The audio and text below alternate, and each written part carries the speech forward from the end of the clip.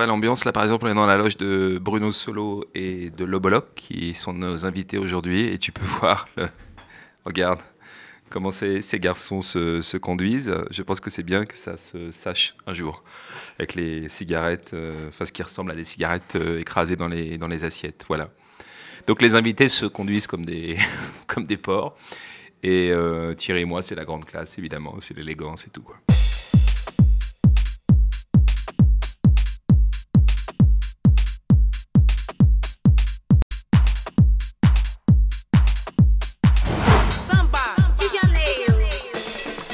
Les studios sont en sous-sol. Nous bossons, nous enregistrons cette émission en -4.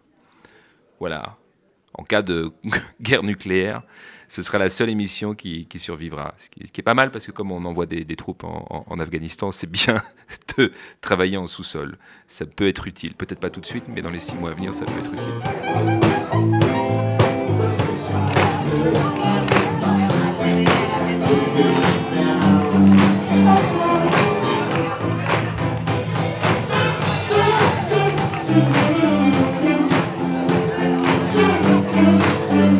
Elle dure 5 heures parce que Pépère, il faut qu'il chauffe, hein, il est plus tout jeune déjà.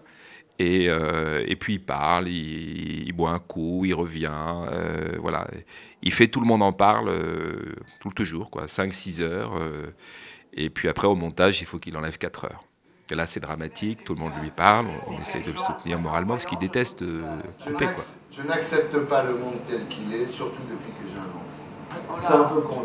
Mais t'en as dit une autre qui est pire. Ouais, pourquoi tu te drogues?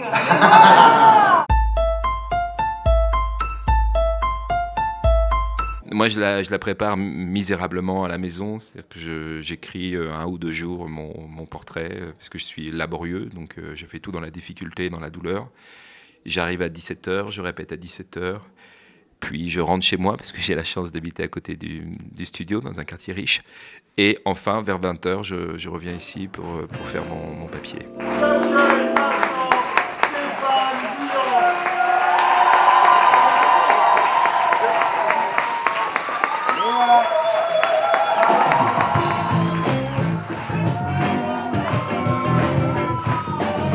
Il faut savoir qu'il est au montage, hein, c'est important, c'est Thierry qui monte les émissions. Qu'est-ce qu'il faut savoir? Il est d'un caractère et d'une humeur plutôt égale, voilà, c'est pas... il n'est pas hystérique, il est plutôt poli et bien élevé. En même temps, s'il ne l'était pas, je ne te le dirais pas, parce que c'est quand même mon gagne-pain, hein. Donc, et d'ailleurs, je ne dis jamais du mal des gens, jamais. Sauf quand je travaille. Et là, je ne travaille pas, je donne une interview.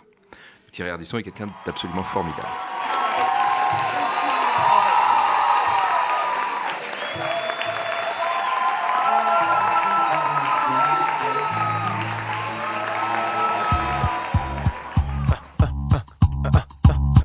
Putain, je transpire. J'ai une grande liberté de ton.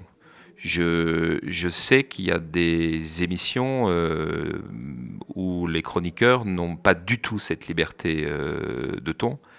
Des émissions très proches de nous. Voilà. Oui, je n'ai pas balancé. Hein. Je n'ai pas balancé. Et parfois, on se dit, tiens, pourquoi ce chroniqueur n'est pas drôle? C'est pas forcément de sa faute, c'est parce qu'on l'a emmerdé. Quand on lui a dit, un tel, tu n'en parles pas, ça, tu peux pas, c'est ma copine, pas de marque, pas de truc, pas de ceci, pas de cela. Et au final, le papier se délite et ce n'est plus drôle du tout.